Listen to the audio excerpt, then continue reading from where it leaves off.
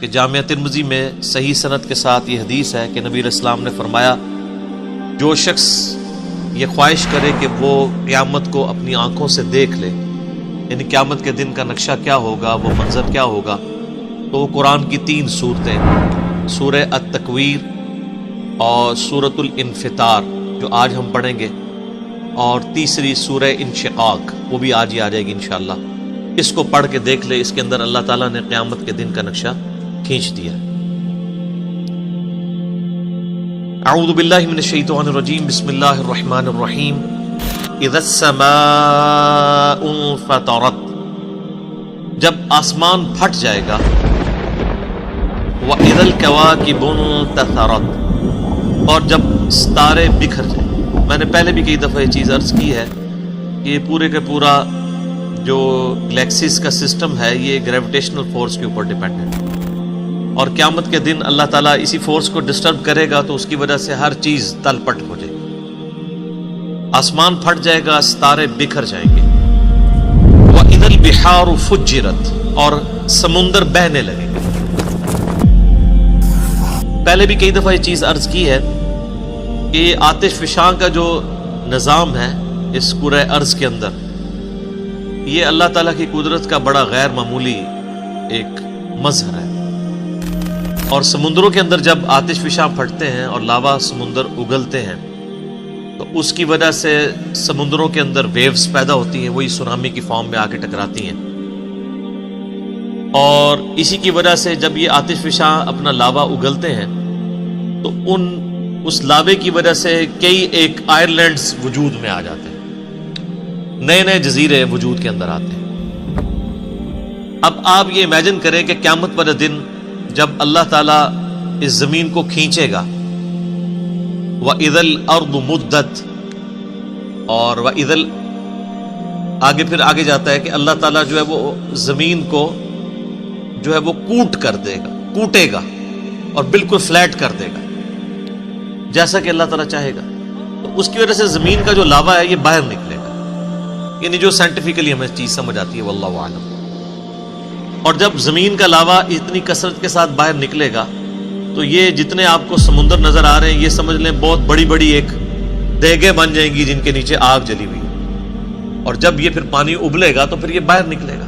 Tsunami کے form میں۔ آج تو ہم اس چیز کو آبزرو کر سکتے ہیں کہ جب سمندر کے اندر لاوا اگلتا ہے تو یہ سمندر بہنا شروع کر دیتا ہے، یعنی اپنی جو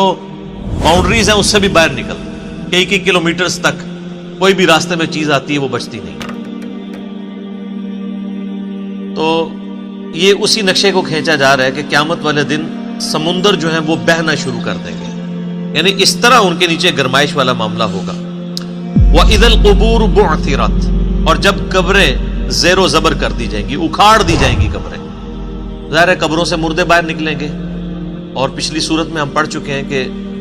اللہ تعالیٰ یعنی ان کا ایسا کوئی سافٹ ویئر فٹ کرے گا کہ وہ سب کے سب جو ہے وہ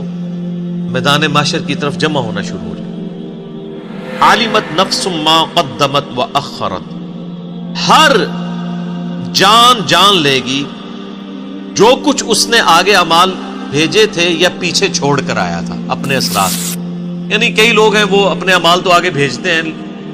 اور ساتھ ہی ساتھ دین کا ایسا کام کر کے جاتے ہیں کہ پیچھے اس کے اثرات باقی رہتے ہیں، جو لوگ اس کے اوپر عمل کرتے ہیں اس کا ثواب بھی اسے ملتا ہے، اور اگر وہ برے اعمال چھوڑ کے جاتے ہیں تو اپنا وبال تو وہ چکھیں گے، جو پیچھے چھوڑ کے جائیں گے ان کا وبال بھی انہیں چکھنا پڑے۔ صحیح مسلم میں حدیث ہے کہ اللہ کے محبوب صلی اللہ علیہ وآلہ وسلم نے فرمایا جس نے اسلام میں کوئی اچھا طریقہ جاری کیا تو جتنے لوگ اس کے اوپر عمل کریں گے اس کا ثواب اسے ملے گا، اچھی بدعت نہیں، سنتن حسنتن، اچھا طریقہ۔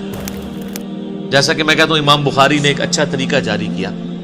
کہ نبی علیہ السلام کی احادیث کو کتابی شکل میں لکھا، حدیثیں وہی تھی کتابی شکل میں، تو یہ ایک اچھا طریقہ ہے۔ اور آج کے دور میں اس کا اچھا طریقہ ہے کہ عربی سافٹ ویئرز بنائے گئے ہیں احادیث کی کتابوں کے، قرآن حکیم کے، اینڈرائڈ ایپس بن چکی ہیں، یہ سب کے سب اسلام میں اچھے طریقے ہیں۔ پہلے لوگ گٹھلیوں کے اوپر پڑھتے تھے، تسبیح کے دانوں پہ پڑھتے تھے، اب اس کی ماڈرن فارم جو ہے وہ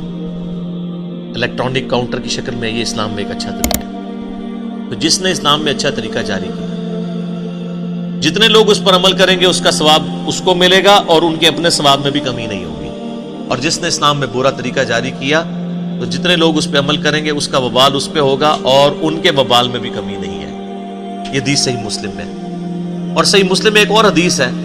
کہ نبی صلی اللہ علیہ وآلہ وسلم نے فرمایا جس شخص نے کسی کو ہدایت کی طرف رہنمائی کی تو جتنے لوگ اس راستے پہ چلیں گے اس کا ثواب اس شخص کو ملے. یعنی اس کائنات میں سب سے زیادہ نامہ اعمال میں جس کے ثواب جا رہا ہے وہ امام اعظم محمد رسول اللہ صلی اللہ علیہ وآلہ وسلم, جنہوں نے پوری انسانیت کی رہنمائی کی ہے ہدایت کی طرف. اور جس شخص نے گمراہی کی طرف رہنمائی کی تو سب لوگوں کا وبال اس پر ہوگا اور ان کے اپنے وبال میں بھی کمی نہیں ہے. تو ایک تو معنی اس کا یہ ہے کہ ہر جان جان لے گی کہ جو اس نے نامہ اعمال اللہ کے حضور بھیجا تھا اور جو پیچھے نامہ اعمال چھوڑ کے آیا تھا, اچھا یا برا. اور ایک دوسرا معنی بھی اس کا بنتا ہے,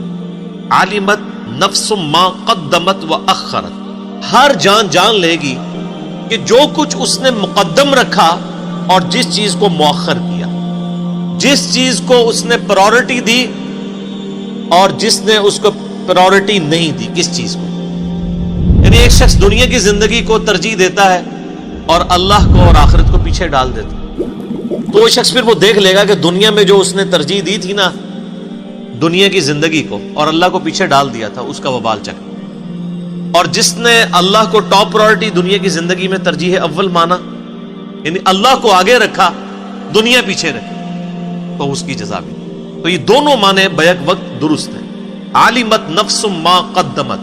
ہر جان جان لے گی جس چیز کو اس نے مقدم کیا, جس چیز کو اس نے پرائورٹی دی, وہ اخرت اور جس کو پیچھے چھوڑ دیا. کسی نے اللہ کو پیچھے چھوڑا, دنیا کو ترجیح دے دی, کسی نے اللہ کو ترجیح دی اور دنیا کو پیچھے چھوڑا.